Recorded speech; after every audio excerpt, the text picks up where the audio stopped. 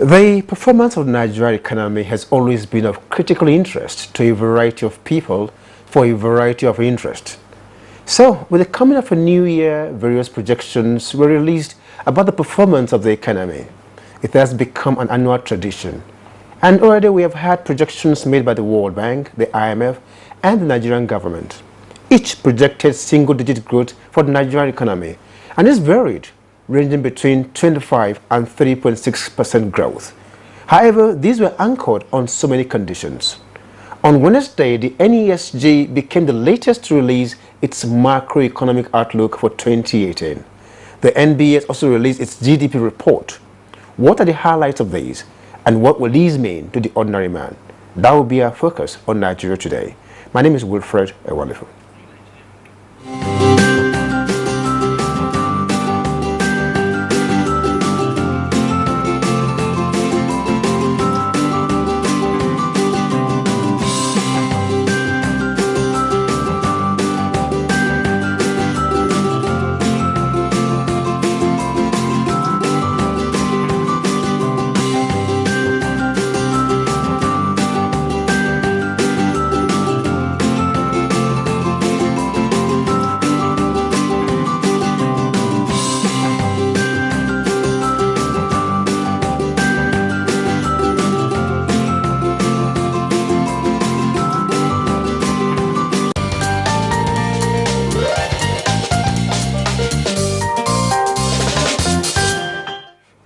Thank you. This is Nigeria Today, and we just had highlights of the report, the NESG Macroeconomic 2018 Outlook.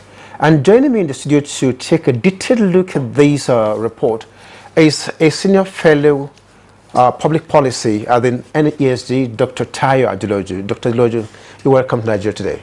Thank you for having me. Good evening. Good evening.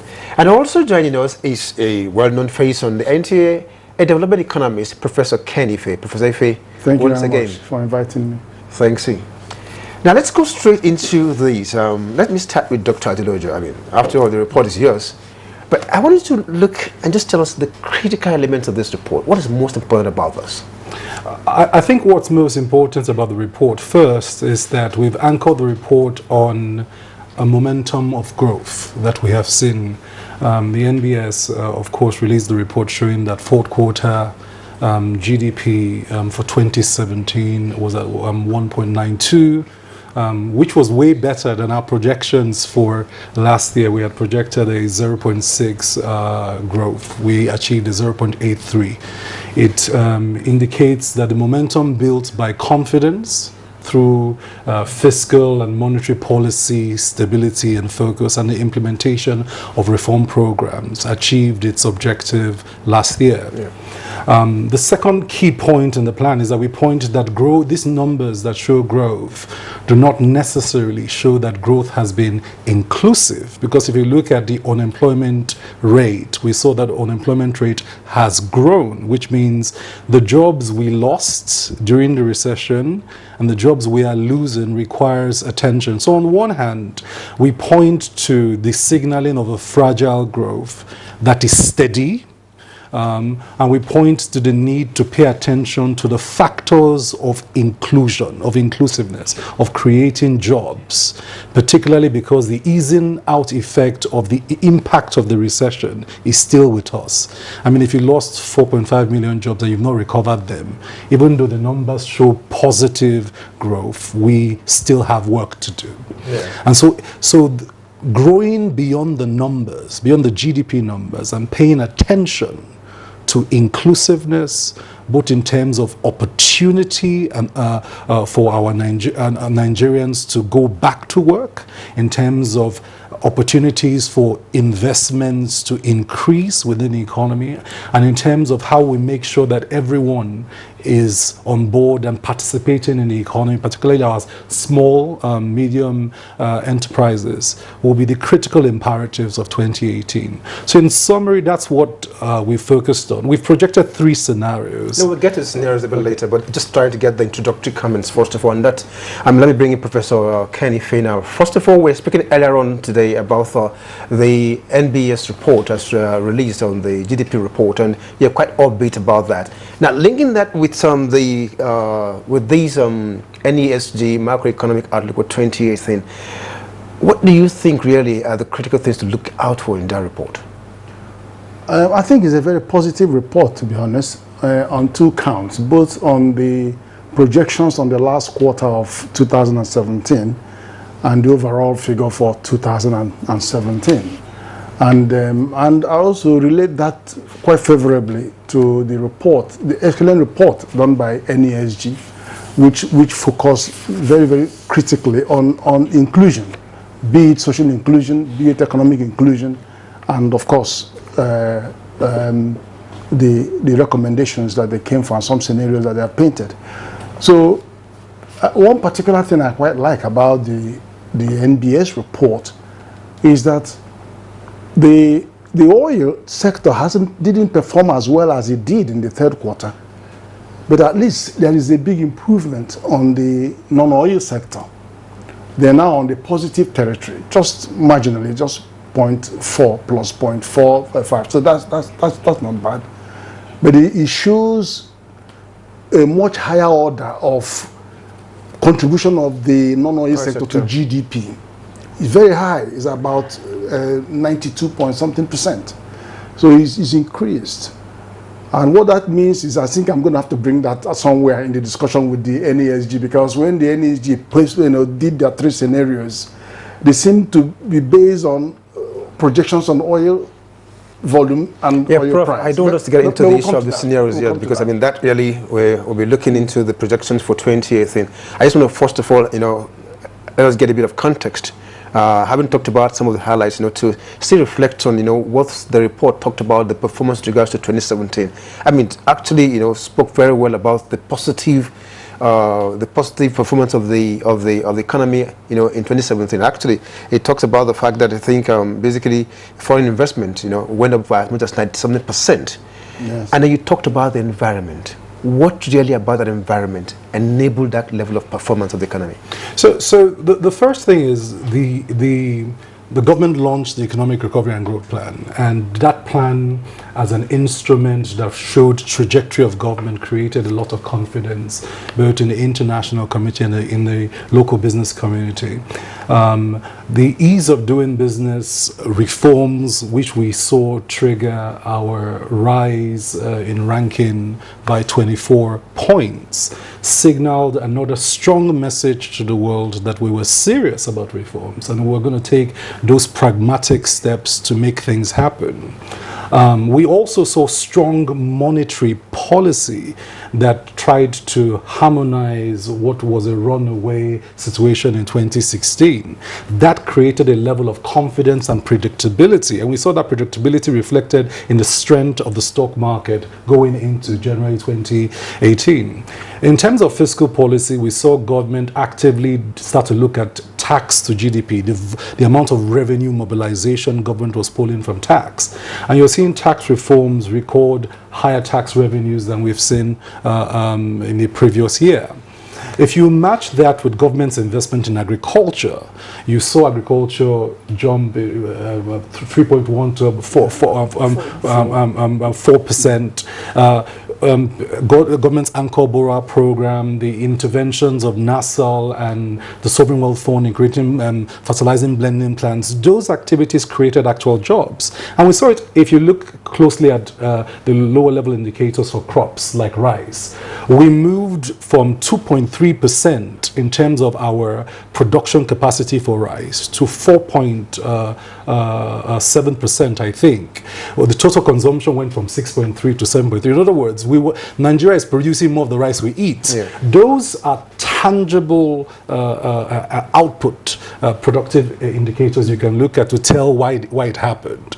Of course, if you then, so if you ask why, those will be the reason why. Strong policy efficiency in terms of government's capacity to define fiscal and monetary policy and to execute it. However, more work needs to be done in the productive sector because the resilience of the non-oil sector is still a question to be answered, and we can talk about that. Yes, fine, I'm here. And Professor Ike, I mean, substantially, whatever happens in this economy is tied substantially to whatever government does. So when you were talking just a while about the environment and the policies, one thing that the report also talked about had to do with the stability of the macroeconomic environment, and a lot of this was anchored on that. I mean, from your own perspective, how important would that be to economic performance ultimately in 2018? It is, because in 2015, 2016, we had a very strange disconnect between the key policyholders. But with the emergence of the Economic Recovery and Growth Plan, all hands are on board. Everybody is round the table, and there's marching order for every MDA. So there's a convergence of policies right now. Serious macroeconomic convergence, policy convergence. And so that's even more important because it sends a strong message to investors that we've got our acts together. When you see government singing from the same hymn book and then you see what the CBN is doing. Actually, CBN has clear orders on what to do on non-domestic borrowing. You must move the one for the private sector up and then move down for the, they have orders.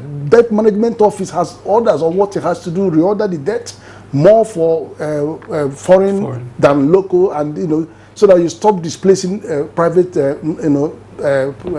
investors, discouraging them and crashing them. So, and then also say the same with everybody. There's nobody that is so the issue is how you monitor performance and to how you capture some of those indicators and 60 policy action and capturing them in the budget and then monitoring them. But as a document, is robust and it gives a lot of confidence to what you are seeing come out today. But apart from that, the monetary policy, though we don't always agree, because it's never meant for everyone to agree, because the 4 directive principles are always in divergent directions. The need to create jobs may make the monetary policy holder say, no, I don't want to overheat the economy, so let's cut back. So they always have to be pulling different, the demands for growing the economy and the demands for creating jobs and the demand for maintaining forex stability, and always have tensions around them. So you always have to be fighting. Now, but having said that, so much attention has been given and support has been given to the manufacturing sector by constant injection of forex to that sector. But I'm afraid the last GDP report hasn't actually shown that level of performance of because the manufacturing sector, even though the purchasers index is saying positive, but we have negative territory for the manufacturing sector. And even though industry as a whole is posting 8+% growth, but the manufacturing is in a negative territory. So that means that we have to look again very seriously on how we are dealing with our manufacturing sector. So what's responsible? Yeah, I tell you, you mentioned one of them, employment. Now, employment-intensive industries are usually the SMEs, the MSMEs. They create 94% of the jobs in the economy, and they account for over 84% of employment. And when you see successes in agriculture, giving you 3.06% in third quarter, and giving you 4.32% growth in the last quarter, you think everything is all right. Everything is not all right. It's not all right because your population is growing at 2.9 to about 3%. Your urbanization rate is growing at almost 5.85%. So you must have an agricultural rate that exceeds urbanization rate. And then you have all your food, most of your food fleeing the country to neighboring French countries. And the reason why it is a problem is because we are exporting our jobs. Okay. If we have world-based rural processing facilities at world level, we're talking about 10,000 of those at world level, then you have a chance of keeping jobs here. Then you have value addition. Okay, you cannot Professor, tax what is going out as raw material because of our ECOWAS treaty, but you can't tax a value-added product. Okay, Professor Eke, well, you just hold it there now. We need to take a break at this point. And when we come back, we'll be looking fully into the report, particularly with respect to the projections for 2018, especially around 3 scenarios. We'll deal with that when we come back from this break. Coming up on NTA News 24. Nigeria Today, 7:30, Monday to Friday, with exciting anchors on topical issues.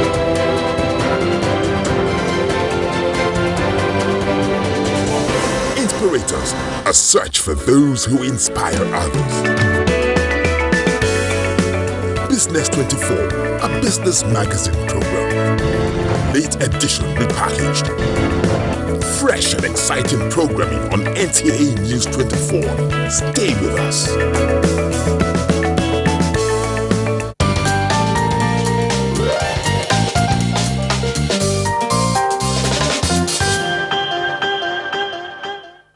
Thanks for staying with us. You're watching Nigeria Today, and we are looking into the NESG macroeconomic outlook for 2018. I still have in the studios Dr. Adeloju of the NESG, as well as Professor Kenny Faye, a development economist.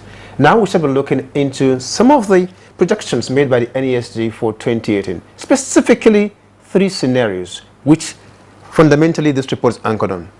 Let's have you, Dr. Adeloju, give us just highlights of these 3 scenarios. Okay, so we have a optimistic case, a business as usual case, and we have a pessimistic case. So there are some elements that define this these cases. First is, of course, because we are still heavily driven. Macros heavily driven by Let's just crude. take the highlights, because of time. Just the highlights. Okay, so we have a 3.5% GDP projection on the optimistic case. In this case, scenario 1. That's scenario 1. All prices are higher for longer. We have a 2.3% GDP projection on the business as usual case, and then we have a 1.5% GDP projection on our worst case scenario. So those are basically the output indicators. In terms of what drives them, the pessimistic case, crude oil is averaging $67 per barrel. And of course, in the worst case scenario, crude oil is down to in the 40s. And so that's one of the factors driving. The second factor driving the scenarios is policy efficiency. How well government implements its policy. At high policy efficiency, which is an optimistic case, we do much better. And of course, if government cannot implement most of its fiscal and monetary policies for whatever reason, delayed budget, distraction with political matters in the pre-election year, those could, of course, keep us at 1.5% GDP. So basically, those are the high-level assumptions we make. Yeah, but it doesn't seem as if you're actually just gambling from one case to the other.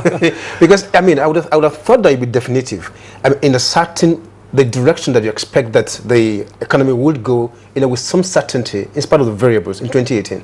Well, the thing about it is that you cannot project outputs in spite of the variables. The outputs are based on the variables. It is then the responsibility of the managers of the economy to pay attention to the specific variables that are within their control. For example, the National Assembly screening the Monetary Policy Committee so that there's a Monetary Policy Committee in place to give direction to monetary policy and signaling is within our control. The passage of the budget on time so that we have a more efficient implementation of the budget is within our control. It is within our control to offload some of the domestic debt into,